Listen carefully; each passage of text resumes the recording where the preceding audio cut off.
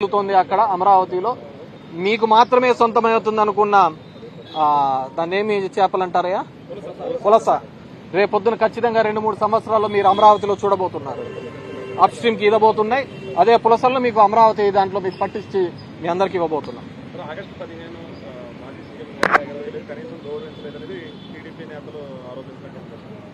అది ఎట్లా తయారైందంటే జెండా ఎగిరేసిన వాళ్ళే దేశభక్తులని ఇప్పుడు ఆ విధంగా ఉన్నారు. ఇప్పుడు ఈ కూటమి దానిలో ఏ విధంగా ఉందంటే కూటమికి జై జై అంటే దేశభక్తులు, కూటమిని గన ప్రశ్నిస్తే దేశద్రోహుల్లాగా నిలబడుతున్నారు.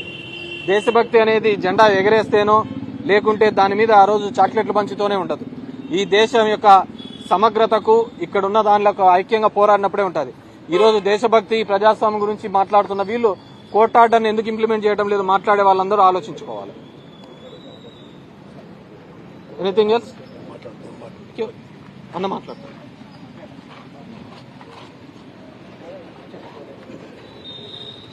ఈరోజు ఈ రాష్ట్రంలో ఒక విచిత్రమైన పరిస్థితులు నెలకొన్నాయి. రాజకీయ